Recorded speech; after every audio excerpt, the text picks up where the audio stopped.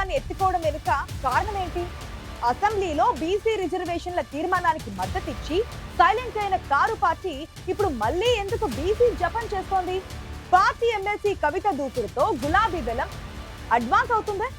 BC రిజర్వేషన్లపై trial రోకోకు పిలుపునిచ్చిన కవిత speed కి break లేసేందుకు గులాబీ party ప్రయత్నిస్తుందా?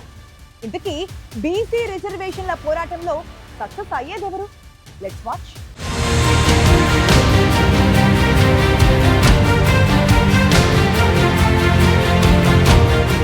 స్థానిక సంస్థల ఎన్నికల్లో బీసీలకు 42% రిజర్వేషన్లపై తెలంగాణలో రాజకీయ పార్టీల మధ్య మాటల యుద్ధం నడుస్తోంది. తాము అధికారంలోకి వస్తే బీసీలకు లోకల్ బాడీ ఎన్నికల్లో 42% రిజర్వేషన్లు ఇస్తామని అసెంబ్లీ ఎన్నికల ప్రచారంలోని కాంగ్రెస్ హామీ ఇచ్చింది.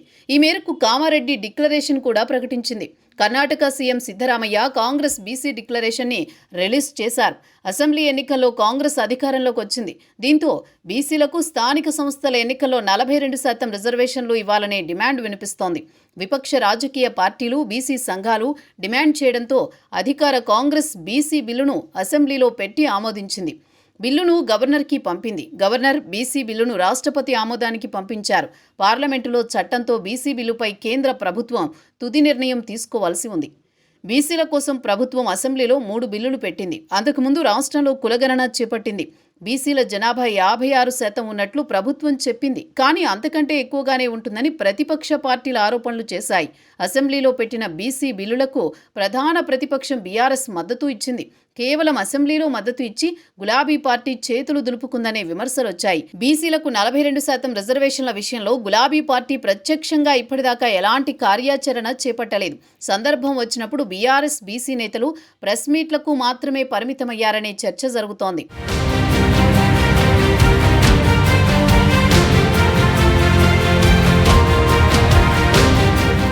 బీసీలకు 42% రిజర్వేషన్ల అమలు విషయంలో జాగృతి అధ్యక్షురాలు ఎమ్మెల్సీ కల్వకుంట్ల కవిత దూకుడుగా ముందుకు వెళుతున్నారు.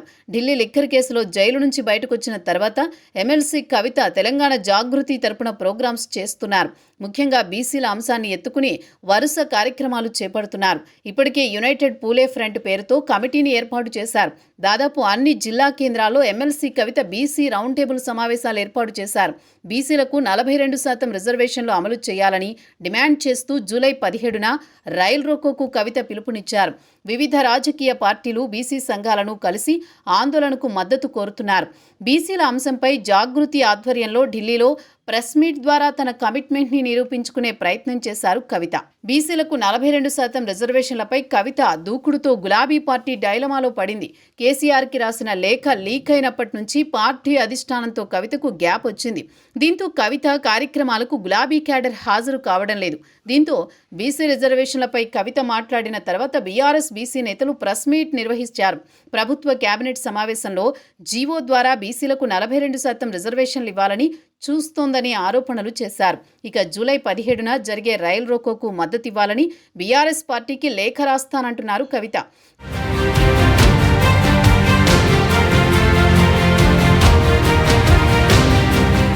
కవిత ఆందోళన కార్యక్రమానికి మద్దతిస్తే ఏ విధంగా ఉంటుంది, మద్దతు ఇవ్వకపోతే ఎలా ఉంటుందనే దానిపై గులాబీ నేతలు లెక్కలు వేస్తున్నారు. ఒకవేళ బీసీలకు 42% రిజర్వేషన్ల క్రెడిట్ కవితకు దక్కితే బీఆర్ఎస్ పరిస్థితి ఏంటనే దానిపై చర్చించిన తర్వాతే బీసీ నినాదం ఎత్తుకున్నారనే టాక్ నడుస్తోంది.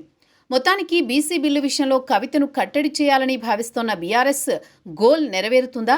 బీసీలకు 42% రిజర్వేషన్ల విషయంలో కవిత క్షేత్రస్థాయిలో చేస్తోన్న పోరాటానికి క్రెడిట్ దక్కుతుందా, లేక బీసీల గురించి మొదటి నుంచి తామే మాట్లాడుతున్నామంటున్న గులాబీ పార్టీ క్రెడిట్ ని తన ఖాతాలో వేసుకుంటుందా అనేది చూడాలి. మరి తెలంగాణ బీసీ ఫైట్లో చివరికి విన్నర్ ఎవరో?